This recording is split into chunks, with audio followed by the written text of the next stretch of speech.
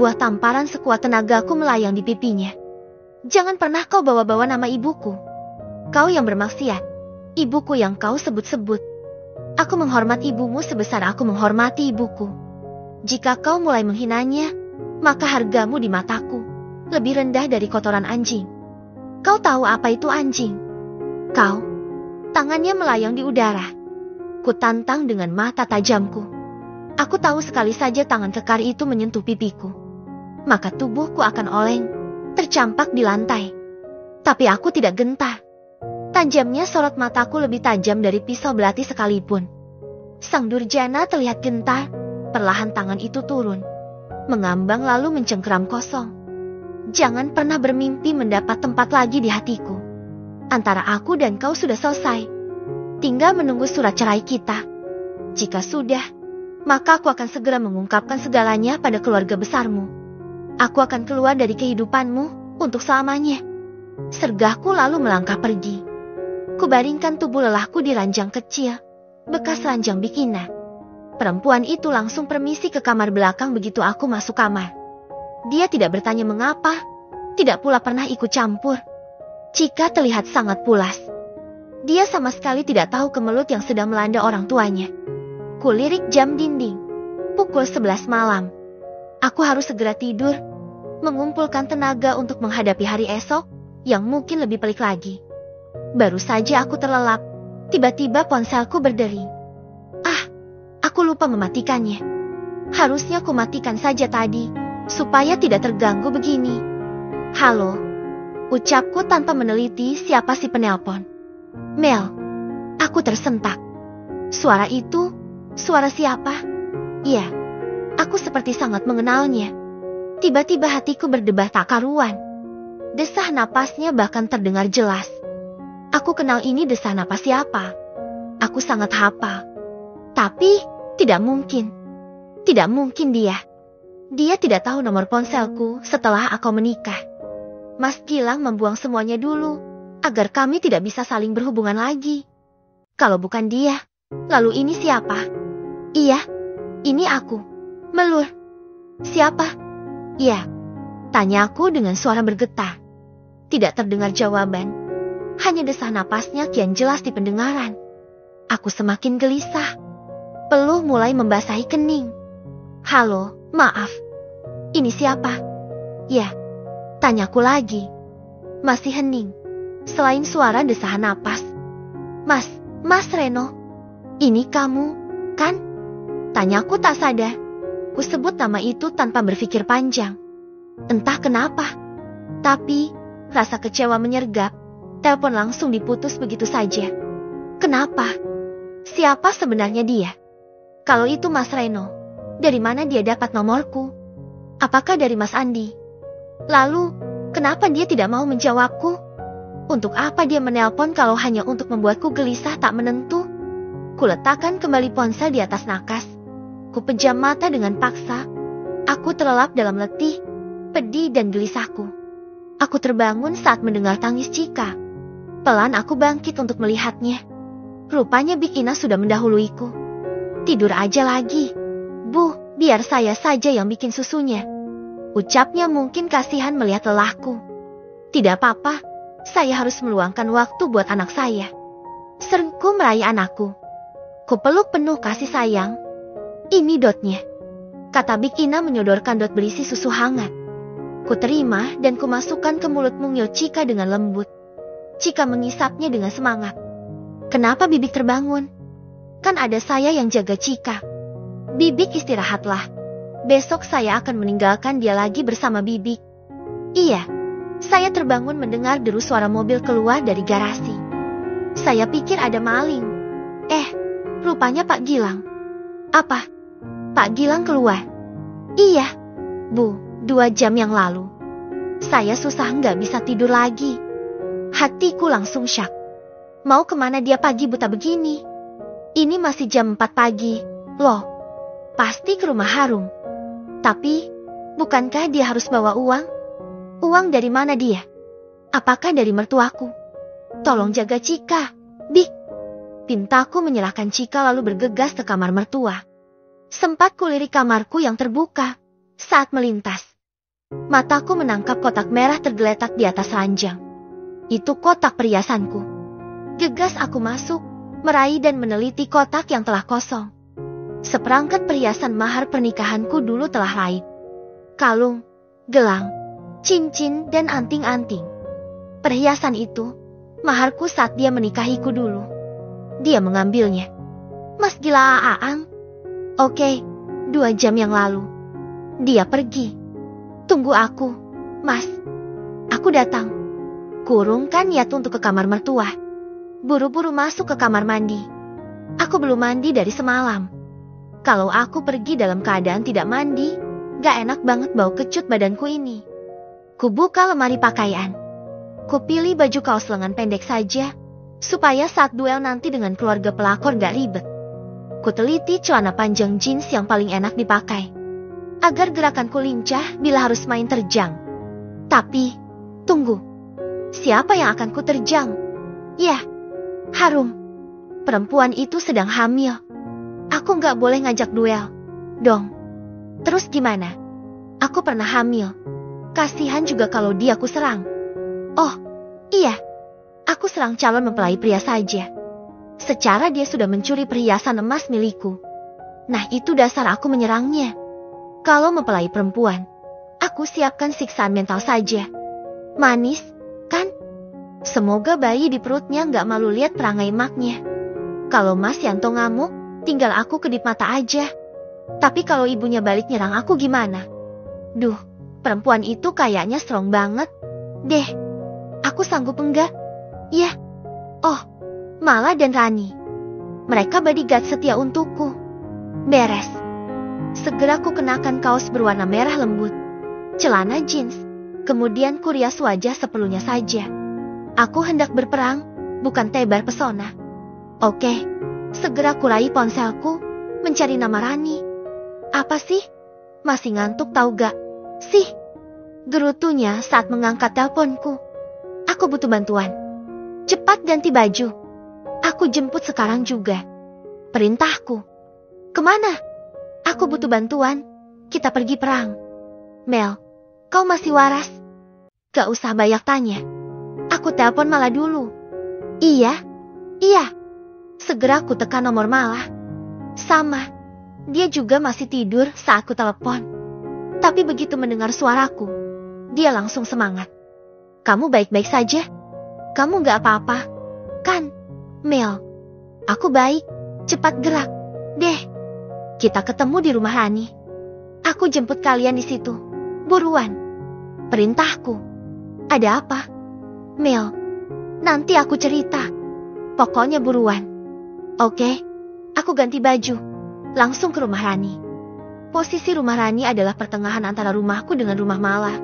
Jetty akan mempersingkat waktu kalau kami bertemu di sana. Aku tidak permisi pada mertua ataupun ibu. Mereka masih terlelap di dinginnya cuaca pagi ini. Hanya Big Ina yang mengetahui kepergianku. Aku tercekat saat mobilku tepikan di depan rumah Rani. Ada mobil Mas Andi di situ. Aku berdebar. Bukan pemuda itu yang mendebarkan hatiku, tapi kakaknya. Entah mengapa, dengan melihat adiknya saja aku bisa berdebar seperti ini. Apakah aku masih mencintainya? Entahlah, cinta ini seolah tidak pernah mau sirna. Meskipun aku pernah mencintai pria lain, Mas Gilang suamiku. Tapi, cinta pertamaku tiada pernah mau lekang juga. Apalagi rasa benci karena pengkhianatannya dulu telah terobati sedikit demi sedikit. Mel, udah datang? Hei, kok ada Mas Andi? Kamu gak bisa ikut? Ya, tanyaku dengan wajah sedikit murung.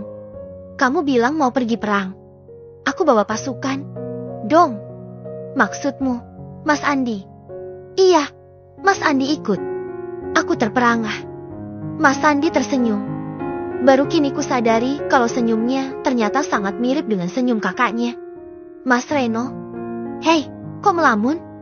Pakai mobil siapa? Nih, Mas Andi menggodaku.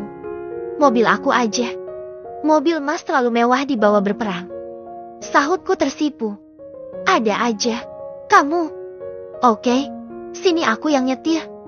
Aku keluar, pindah ke bangku belakang. Tanpa kusuruh, Rani masuk ke bangku depan. Tak lama malah muncul dengan motor meticnya. Segera gadis itu memasukkan motor ke dalam garasi lalu gegas masuk mobil. Oke, kita berangkat, seru Mas Andi. Siap. Kemana? Nih, tanya Mas Andi memutar mobil menuju jalan raya. Ku sebutkan alamat desaku. Sebenarnya kita perang apa di desamu? Jangan bilang mau nyerang orang kampung, Mel, kata Rani setelah mobil bergerak dengan kecepatan sedang.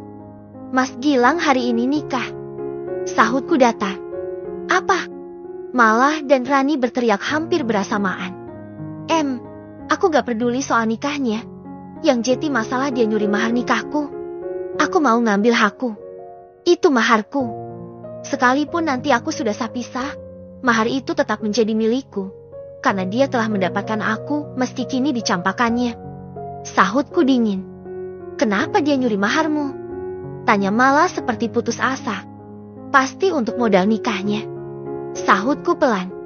Kalau gitu, kita harus bergerak cepat. Agak balap? Ya, pegangan. Usul Mas Andi menambah kecepatan. Oke, sahut kami bersamaan. Mobil mulai bergerak kencang membelah jalanan yang masih basah karena embun pagi. Kulirik arloji yang melingkar di tanganku. Pukul 7 tepat. Kalau perjalanan lancar, 2 jam perjalanan sudah sampai. Berarti pukul 9 kami akan sampai.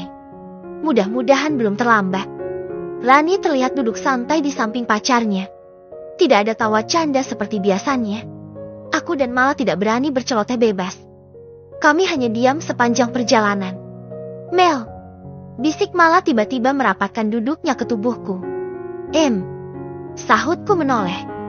Maaf sebelumnya. Tapi, kenapa? Tanyaku penasaran melihat kegugupannya. Jangan kencang-kencang. Nanti Mas Andi dengar. Oke, kenapa? Aku menurunkan volume suara seperti berbisik. Jangan kaget. Ya, jangan marah juga. Janji. Pintanya masih berbisik. Oke, janji. Sahutku semakin penasaran. Kamu tahu nggak? Kalau Mas Andi itu punya kakak cowok. Jantungku berdegup. Tahu.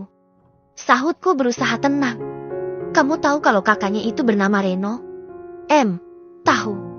Sahutku lagi tetap tenang. Kamu nggak apa-apa kalau ternyata. Malah terbata-bata. Sepertinya dia ragu meneruskan ucapannya. Dia tahu betul bagaimana kisah cinta kami yang pernah terjalin dulu berakhir dengan kekecewaanku. Malah, cowok itu adalah Mas Reno. Aku sudah tahu. Sahutku menerka apa yang ingin disampaikannya. Sorot mata malah berbinar. Ditatapnya aku lekat. Maaf, tadi malam. Begitu kau pergi setelah mengantarku, Mas Reno datang. Apa? Teriakku kaget. Untung segera ku tutup mulut. Andi dan Rani sepertinya tidak mendengar percakapan kami. Syukurlah. Iya, rupanya dia ngikutin kita dari tempat fitness. Katanya dia ngeliat kamu. Tapi, dia nggak berani untuk bertemu. Mas Reno tidak jujur mengatakan kalau kami tidak hanya bertemu. Kami bahkan telah berbicara, meski akhirnya dia melarikan diri. Dia nggak berani bertemu aku. Kenapa?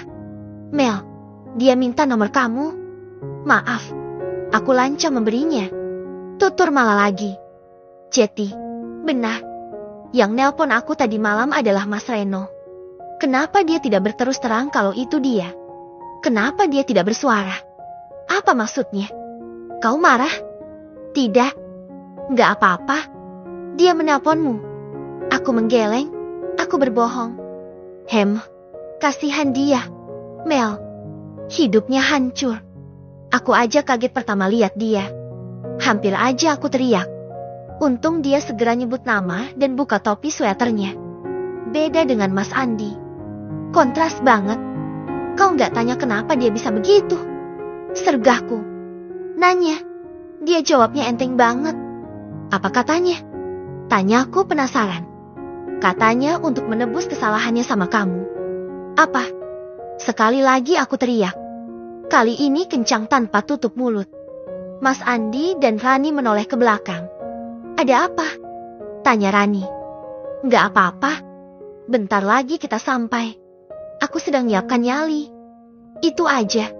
Sahutku menenangkan diri. Urusan Mas Reno. Belakangan. Sekarang aku harus fokus ke urusan suamiku dulu. Dadaku semakin berdebar saat mobil memasuki gapura kampung. 5 menit kemudian, kami sampai. Rani sudah tahu rumahku. Dulu saat aku masih kuliah, kami sering main ke sini. Sepi. Mel. Yang itu, kan rumahnya. Tanya Rani menunjuk rumah Harum. Persis di samping rumahku. Hei, kenapa? Ya, sergahku. Saat seorang pejalan kaki melintas, aku bergerak turun. Paman, Harum dan Mauda, kemana?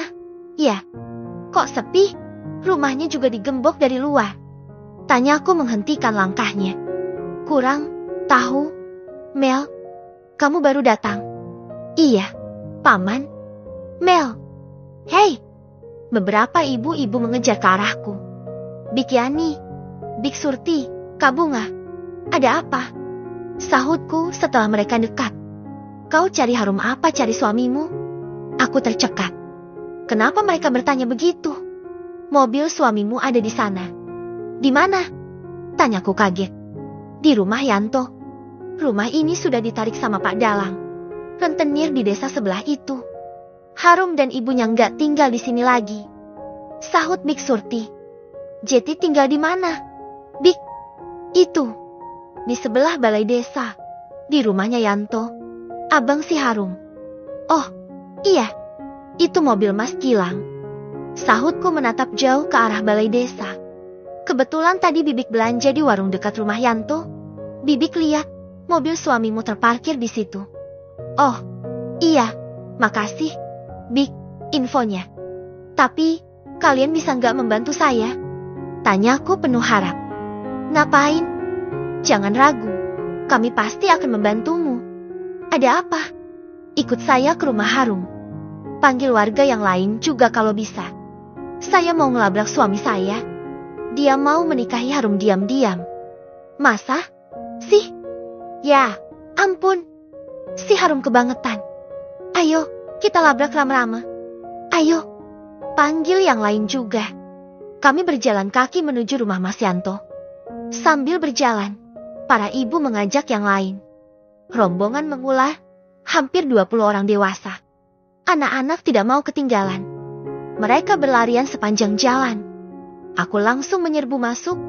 Begitu sampai di rumah Mas Yanto, pintu yang terbuka sedikit kudorong dengan kasar. Semua yang di dalam terkejut. Mas Gilang pucat pasi, Harum dan ibunya merah padam. Para ibu-ibu menyerbu masuk, berteriak menghujat Harum dan ibunya. Kalimat menghina dan kasar terucap dari mulut mereka. Aku fokus kepada Mas Gilang.